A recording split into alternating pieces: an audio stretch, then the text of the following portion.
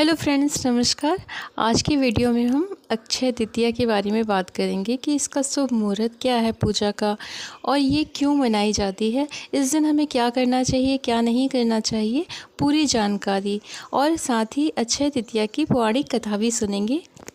आदिगुरु भगवान शंकराचार्य महाभाग अक्षय तृतीया के दिन ही भगवान के श्री विग्रह को विशाला क्षेत्र में अलकनंदा नदी में स्थित कुंड से बाहर निकालकर श्री बद्रीनाथ जी के श्री विग्रह में उनकी प्रतिष्ठा की। इसलिए अक्षय तृतीया तिथि को ही श्री बद्रीनाथ धाम के मंदिर के कपाट जन सामान्य के दर्शन पूजनादि हेतु खोल दिए जाते हैं। वैशाख मास की शुक्ल पक्ष की तृतीया तिथि को अक्षय तृतीया कहते हैं। पौराणिक मान्यता के अनुसार ये तिथि अपने नाम के अनुरूप स्वयं सिद्ध और हर प्रकार से मंगलदात्री है। ज्योतिष की दृष्टि से मुहूर्त आदि के लिए ये सर्वोत्तम तिथि मानी गई है। पौराणिक तथ्यों के अनुसार 4 युग होते हैं: सतयुग, त्रेता, द्वापर और कलयुग, जिसमें सतयुग और त्रेतायुग का शुभारंभ अक्षय तृतीया के दिन से हुआ है। सृष्टि के अभिवर्धन और अभिरक्षण की दृष्टि से जगन्नाथ ने श्रीहरि ने धर्म की भार्या मूर्ति के गर्भ से नर नारायण के रूप में चौथा अवतार लिया। उस दिन भी वैशाख मास की तृतीया ही थी। इस अवतार में ऋषि के रूप में मन इंद्रिय का संयम करते हुए बड़ी ही कठिन तपस्या की। इस अवतार के माध्यम से भगवान ने लोक को ये शिक्षा दी: तपस्या के द्वारा मनुष्य जीवन और प्रकृति के रहस्यों को समझकर लोकहितकारी कार्यों का उत्तम प्रकार से संपादन करता और करवाता है। श्रीमद्भागवत महापुराण के अनुसार अनंत कोटि ब्रह्मांड नायक परमेश्वर श्रीहरि ने अक्षय तृतीया को हयग्रीव अवतार लेकर वेदों की रक्षा की। निरंकुश हो गई राजसत्ता को सद्गति मति देने के लिए भगवान परशुराम जी के रूप में अवतार लिया। आदिगुरु भगवान शंकराचार्य महाभाग अक्षय तृतीया के दिन ही भगवान के श्री विग्रह को विशाला क्षेत्र में अलकनंदा नदी में स्थित कुंड से बाहर निकालकर श्री बद्रीनाथ जी के श्री विग्रह में उनकी प्रतिष्ठा की। इसलिए अक्षय तृतीया तिथि को ही श्री बद्रीनाथ धाम के मंदिर के कपाट जन सामान्य के दर्शन पूजनादि हेतु खोल दिए जाते हैं। कौरव पांडव के मध्य जो धर्म अधर्म को लेकर महायुद्ध हुआ, जिसे महाभारत की संज्ञा दी गई, उसका विराम अक्षय तृतीया के दिन ही हुआ तथा द्वापर युग का समापन भी इसी तिथि को ही हुआ माना गया है। वेद शास्त्र में वर्णित वैदिक और पौराणिक मान्यताओं में परस्पर कर्मकांड विषयों को तर्क की कसौटी पर मान्यता देने वाले 2 सदग्रंथ धर्म सिंधु और निर्णय सिंधु के अनुसार इस दिन से जिस भी कार्य का शुभारंभ किया जाता है वह सिद्ध और अक्षय हो जाता है। इसलिए इस दिन लोग तीर्थों में जाकर दर्शन दान आदि के द्वारा पुण्य लाभ प्राप्त करते हैं, जो कि अक्षय हो जाता है।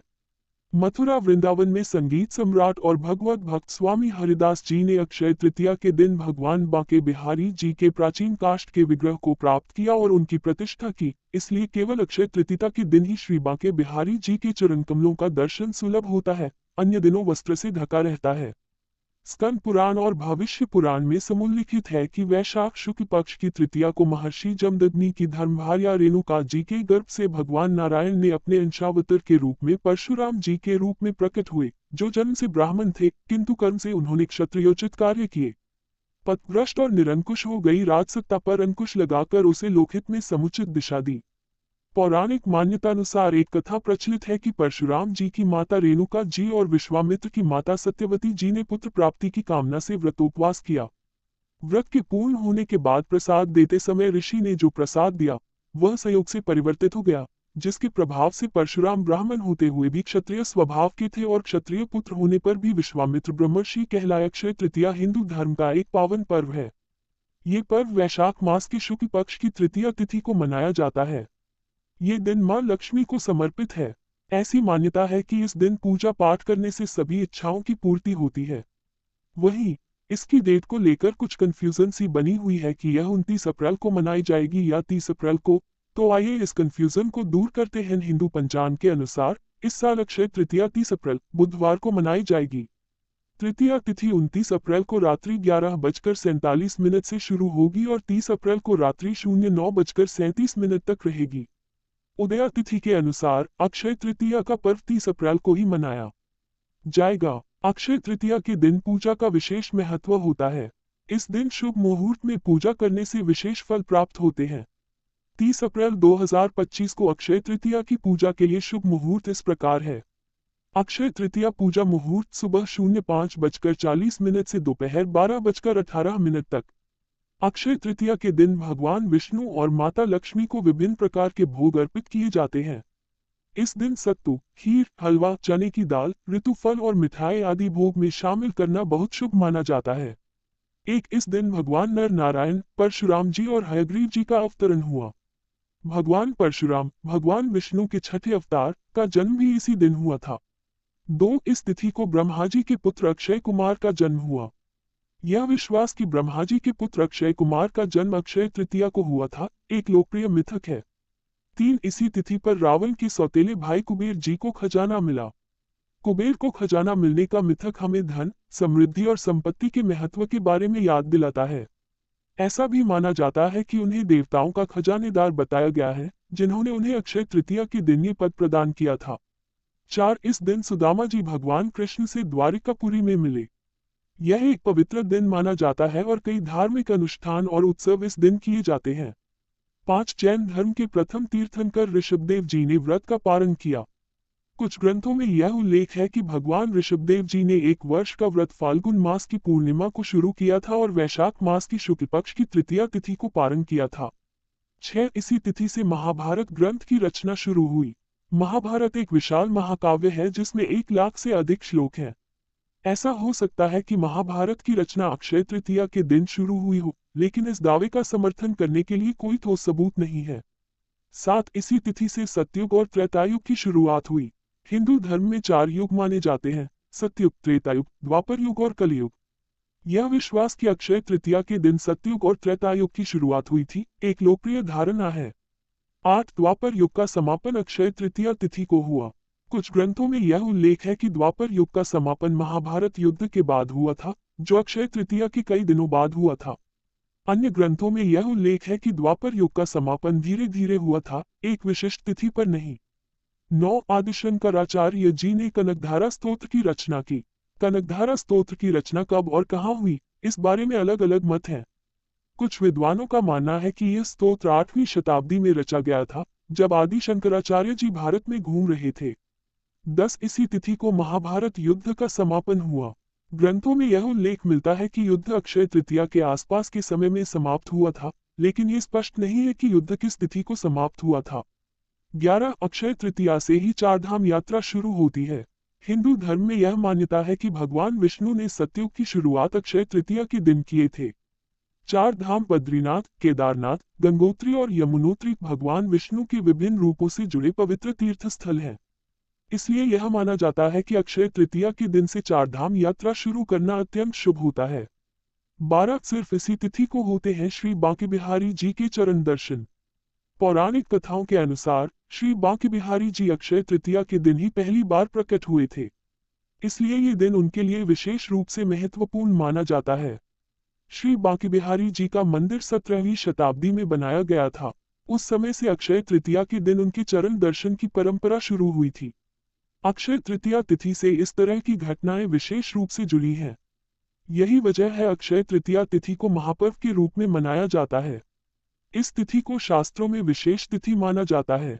इस दिन किए गए कार्यों में शुभता बनी रहती है। यही वजह है नूतन गृह प्रवेश, व्यापार का शुभारंभ, खरीदारी करना विशेष फलदायी माना गया है। इस महापर्व पर हमें भगवान लक्ष्मी नारायण का पूजन करने के साथ पितरों की मुक्ति के लिए तर्पण पिंडदान भी करना चाहिए। भगवान और पितरों की कृपा से घर परिवार में सुख शांति समृद्धि का वास होता है। साथ ही श्रीहरि के बैकुंठ लोक में स्थान प्राप्त होता है। पौराणिक ग्रंथों के अनुसार इस दिन जो भी शुभ कार्य किए जाते हैं, उनका अक्षय फल मिलता है।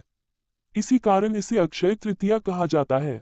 वैसे तो सभी 12 महीनों की शुक्ल पक्षीय तृतीया शुभ होती है, किंतु वैशाख माह की तिथि स्वयंसिद्ध मुहूर्तों में मानी गई है।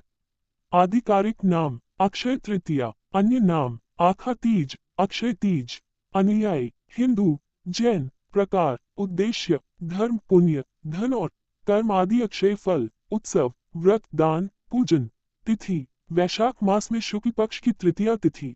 समान पर्व चैत्र शुक्ल प्रतिपदा। अक्षय तृतीया दशहरा और दीपावली पूर्व प्रदोष तिथि। महत्व अक्षय तृतीया का सर्वसिद्ध मुहूर्त के रूप में भी विशेष महत्व है। मान्यता है कि इस दिन बिना कोई पंचांग देखे कोई भी शुभ व मांगलिक कार्य जैसे विवाह, गृह प्रवेश, वस्त्र आभूषणों की खरीदारी या घर, भूखंड, वाहन आदि की खरीदारी से संबंधित कार्य किए जा सकते हैं। नवीन वस्त्र, आभूषण आदि धारण करने और नई संस्था, समाज आदि की स्थापना या उद्घाटन का कार्य श्रेष्ठ माना जाता है। पुराणों में लिखा है कि इस दिन पितरों को किया गया तर्पण तथा पिंडदान अथवा किसी और प्रकार का दान अक्षय फल प्रदान करता है। इस दिन गंगा स्नान करने से तथा भगवत पूजन से समस्त पाप नष्ट हो जाते हैं। यहाँ तक कि इस दिन किया गया जप, तप, हवन, स्वाध्याय और दान भी अक्षय हो जाता है। ये तिथि यदि सोमवार तथा रोहिणी नक्षत्र के दिन आए तो इस दिन किए गए दान, जप, तप का फल बहुत अधिक बढ़ जाता है। इसके अतिरिक्त यदि ये तृतीया मध्याह्न से पहले शुरू होकर प्रदोष काल तक रहे तो बहुत ही श्रेष्ठ मानी जाती है।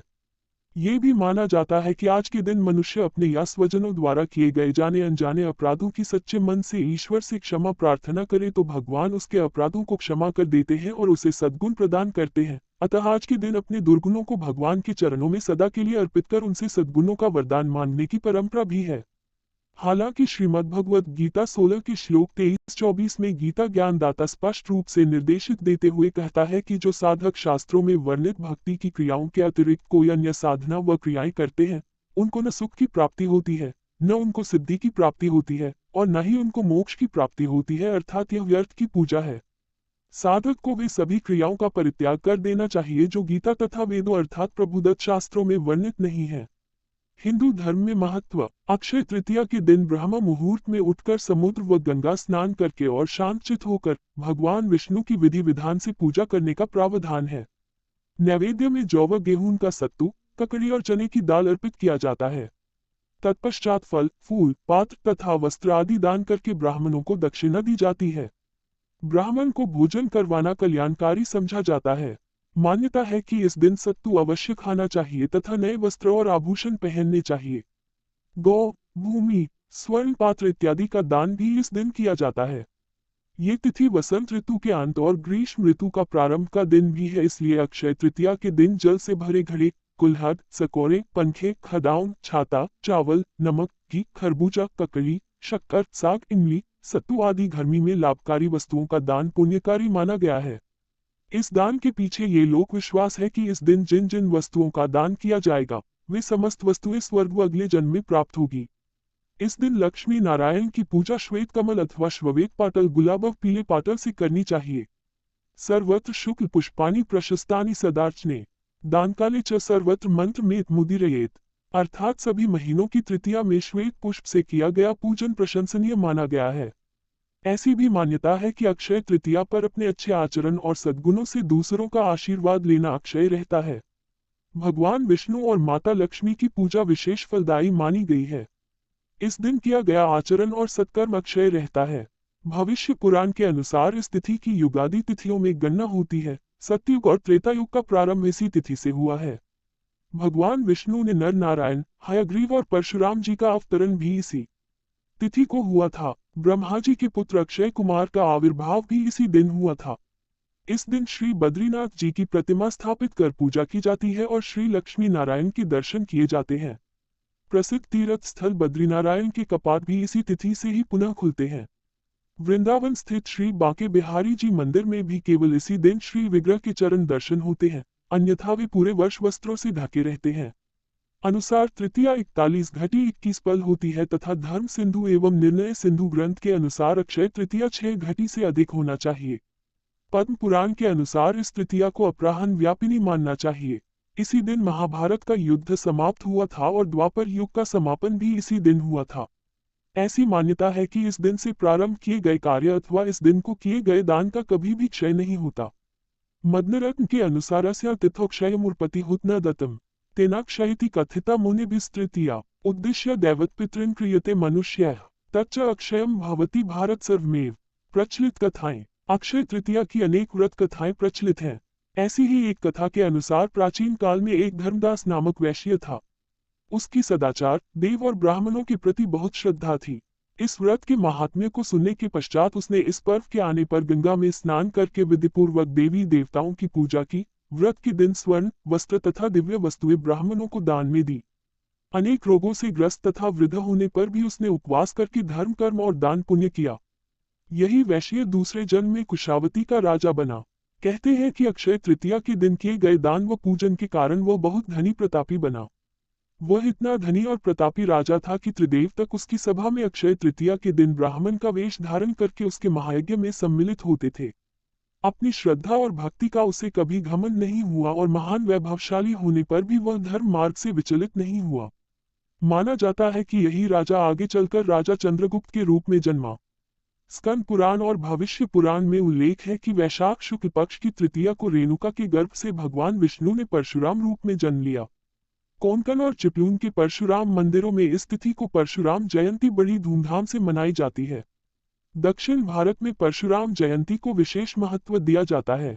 परशुराम जयंती होने के कारण इस तिथि में भगवान परशुराम के आविर्भाव की कथा भी सुनी जाती है। इस दिन परशुराम जी की पूजा करके उन्हें अर्घ्य देने का बड़ा महात्म्य माना गया है। सौभाग्यवती स्त्रियां और कुंवारी कन्याएं इस दिन गौरी पूजा करके मिठाई, फल और भीगे हुए चने बांटती हैं। गौरी पार्वती की पूजा करके धातु या मिट्टी के कलश में जल, फल, फूल, तिल, अन्न आदि लेकर दान करती हैं। मान्यता है कि इसी दिन जन्म से ब्राह्मण और कर्म से क्षत्रिय भृगुवंशी परशुराम का जन्म हुआ था। एक कथा के अनुसार परशुराम की माता और विश्वामित्र की माता के पूजन के उपरांत प्रसाद देते समय ऋषि ने प्रसाद परिवर्तित कर दे दिया था, जिसके प्रभाव से परशुराम ब्राह्मण होते हुए भी क्षत्रिय स्वभाव के थे और क्षत्रिय पुत्र होने पर भी विश्वामित्र ब्रह्मर्षि कहलाए। उल्लेख है कि सीता स्वयंवर के समय परशुराम जी अपना धनुष बाण श्री राम को समर्पित कर सन्यासी का जीवन बिताने अन्यत्र चले गए। अपने साथ एक परशु रखते थे, तभी उनका नाम परशुराम पड़ा। जैन धर्म में अक्षय तृतीया जैन धर्मावलंबियों का महान धार्मिक पर्व है। इस दिन जैन धर्म के प्रथम तीर्थंकर श्री ऋषभदेव भगवान ने 1 वर्ष की पूर्ण तपस्या करने के पश्चात इक्षुषोणी गन्ने रस से पारायण किया था। जैन धर्म के प्रथम तीर्थकर श्री आदिनाथ भगवान ने सत्य व हिंसा का प्रचार करने एवं अपने कर्म बंधनों को तोड़ने के लिए संसार के भौतिक एवं पारिवारिक सुखों का त्याग कर जैन वैराग्य अंगीकार कर लिया। सत्य और अहिंसा के प्रचार करते करते आदिनाथ प्रभु हस्तिनापुर गजपुर पधारे, जहां इनके पौत्र सोमयश का शासन था। प्रभु का आगमन सुनकर संपूर्ण नगर दर्शनार्थ उमड़ पड़ा। सोमप्रभु के पुत्र राजकुमार श्रेयांश कुमार ने प्रभु को देखकर उसने आदिनाथ को पहचान लिया और तत्काल शुद्ध आहार के रूप में प्रभु को गन्ने का रस दिया, जिससे आदिनाथ ने व्रत का पारायण किया। जैन धर्मावलंबियों का मानना है कि गन्ने के रस को इक्षुरस भी कहते हैं, इस कारण ये दिन इक्षु तृतीया एवं अक्षय तृतीया के नाम से विख्यात हो गया। भगवान श्री आदिनाथ ने लगभग 400 दिवस की तपस्या के पश्चात पारायण किया था। ये लंबी तपस्या 1 वर्ष से अधिक समय की थी, अतः जैन धर्म में इसे वर्षीतप से संबोधित किया जाता है। आज भी जैन धर्मावलंबी वर्षीतप की आराधना कर अपने को धन्य समझते हैं। ये तपस्या प्रति वर्ष कार्तिक की कृष्ण पक्ष की अष्टमी से आरंभ होती है और दूसरे वर्ष वैशाख की शुक्ल पक्ष की अक्षय तृतीया के दिन पारायण कर पूर्ण की जाती है। तपस्या आरंभ करने से पूर्व इस बात का पूर्ण ध्यान रखा जाता है कि प्रति मास की 14 को उपवास करना आवश्यक होता है। इस प्रकार का वर्षीतप करीबन 13 मास और 10 दिन का हो जाता है। उपवास में केवल गर्म पानी का सेवन किया जाता है। भारतवर्ष में इस प्रकार की वर्षी तपश्चर्या करने वालों की संख्या हजारों तक पहुंच जाती है। ये तपस्या धार्मिक दृष्टिकोण से अन्यथ ही महत्वपूर्ण है, वहीं आरोग्य जीवन बिताने के लिए भी उपयोगी है।